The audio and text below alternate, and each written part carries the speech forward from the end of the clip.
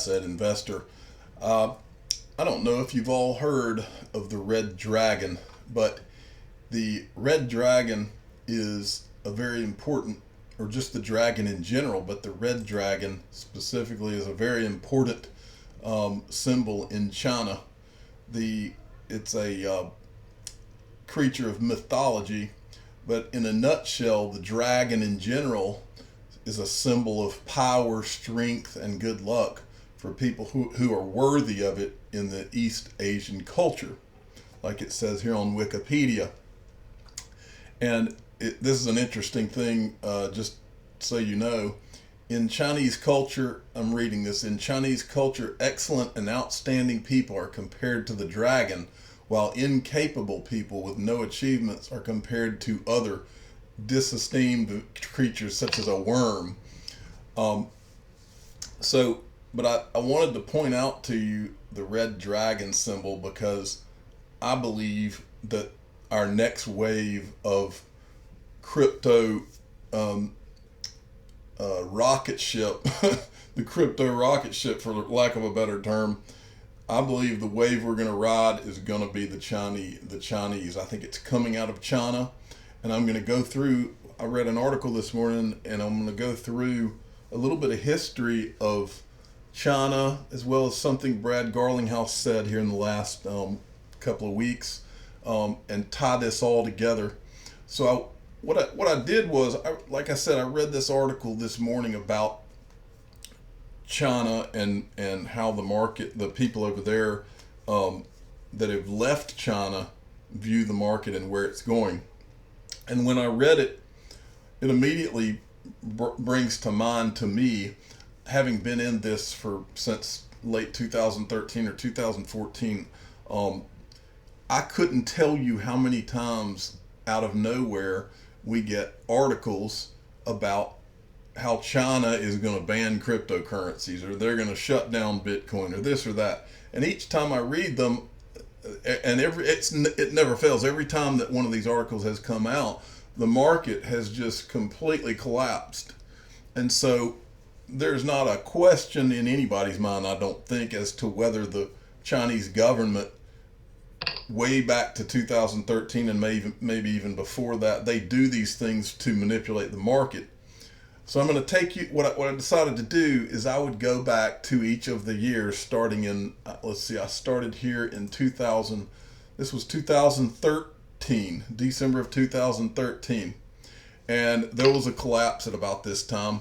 China bans banks from Bitcoin transactions. And of course, that causes everything to collapse. Well, if you read these articles, and if you were there at the time, the impression that you're given is that digital currencies, cryptocurrencies, whatever you want to call them, China is banning them, and China, the country of China, is going to have nothing to do with digital currencies, and the market therefore collapses. And so you're left with these impressions, but you have to remember these are the people. I'm trying to pull back up my end. These are the people of the dragon, and that dragon, don't forget. My computer's trying to slow down on me here, but anyway, that dragon, again, it's a symbol of power, strength, and good luck.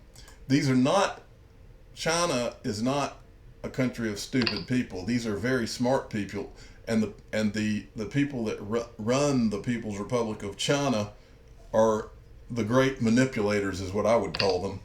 But these guys are very, very smart, and they know what they're doing. So back to this. December 5th, 2013. Oh, okay, they're going to ban Bitcoin transactions. So what I did is I went year by year and basically typed in China ban Bitcoin or ban cryptocurrencies for each year, just so you could kind of get an idea. This was 2014 when I typed in the same thing. Bitcoin dealt huge blow in China as 2 national banks and Tenbei ban cryptocurrencies. Ooh, scary. China wants nothing to do with cryptocurrencies. Let's go to 2015. And all of a sudden, sorry, some of these articles take a minute to get going. All of a sudden, in March 12th of 2015, there's a report that China now controls Bitcoin, and that's just the beginning. Now, the reason I put the title of the Red Dragon and the reason I covered that in here is because if I can get this computer to get going here, the era in this article, it says the era of the Red Dragon begins.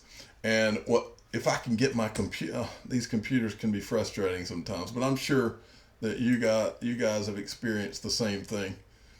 All right, maybe it'll stop for me now.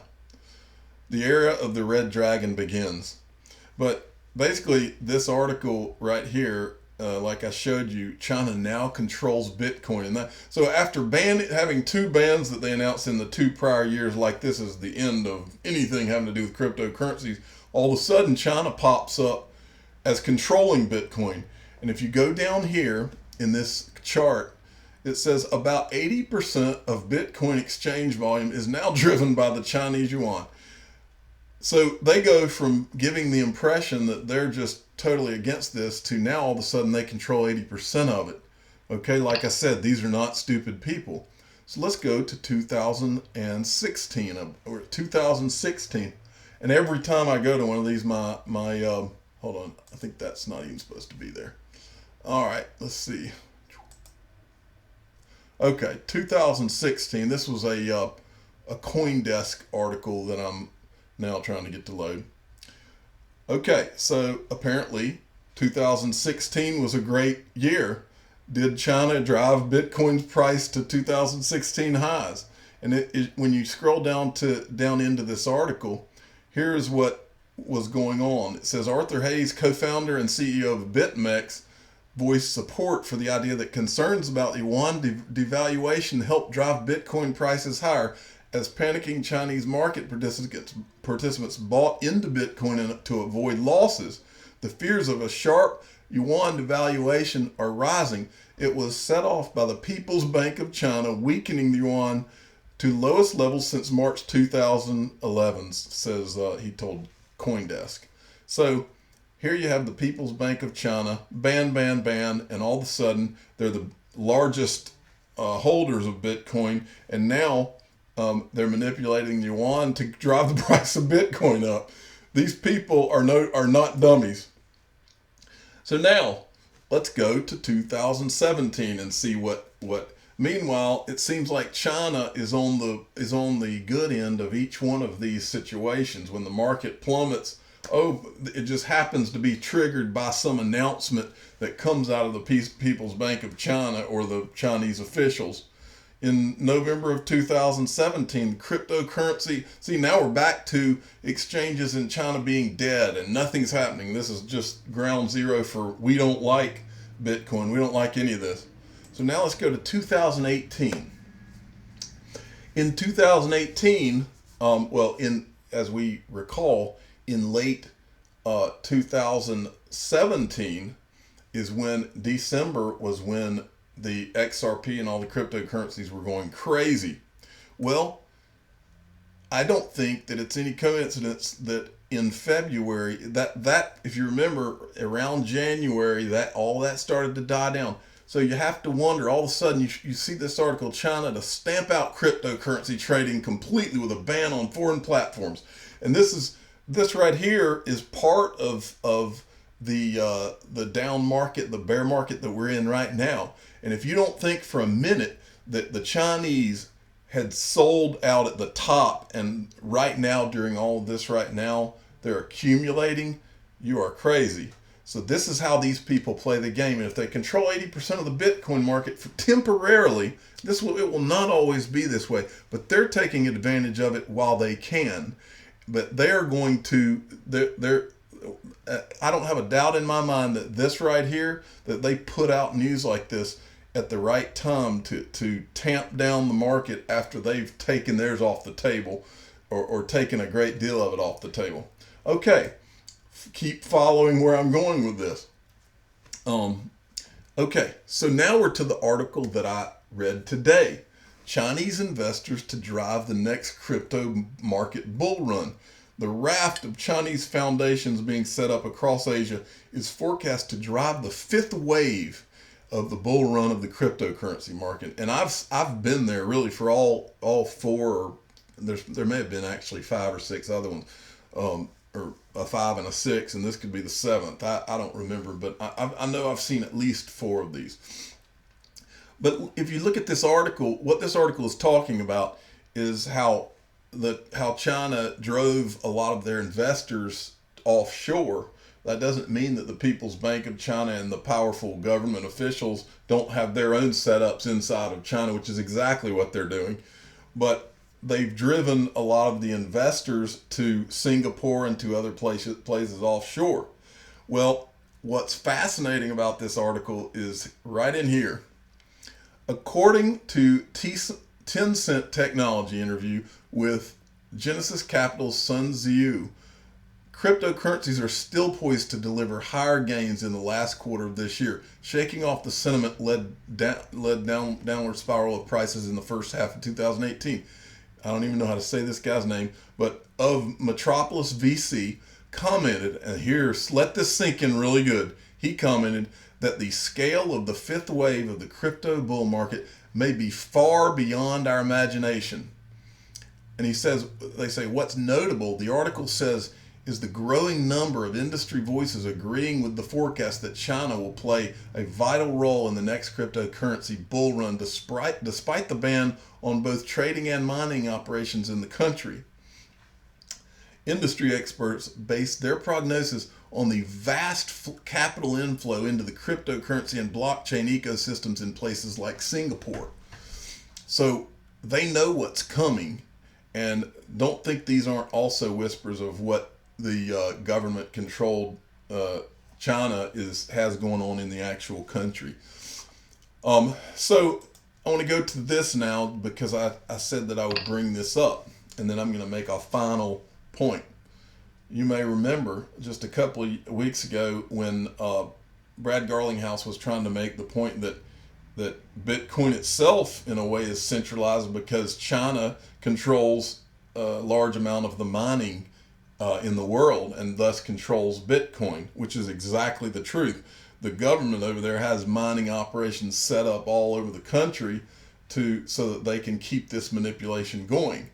Like I said, the manipulation can only be done in the shorter to midterm run. At some point, there will be decoupling that goes on because of, for instance, XRP's utility and different things, and the market will get bigger and manipulation will become harder and harder. But the final point that I want to make is, remember the article that I just showed you. What they said is that all the flows of investment into these cryptocurrencies have gone to off of the mainland China to places like Singapore. The final point I want to make, and let this sink in good too. Guess which central bank that is in that list that I showed you, I think yesterday, in the list of central banks that Ripple is working with. Ripple XRP firm in talks with Singapore. This is from January. Ripple negotiating with the Monetary Authority of Singapore hopes its technology will be used as a part of the MAS experiment into the effectiveness of blockchains for cross-border payments. Ripple is right smack dab in the middle of what's going on with cryptocurrency in places like Singapore. Dictatorships don't stand the test of time, and things like Ripple and all these things being sent off the mainland in China are great examples of that. And that's not to say that the government of China may not work with Ripple at some point, but you see what happens to capital flight when a government-controlled country tries to clamp down and control everything. All of the ingenuity and money flows to places where there's more freedom.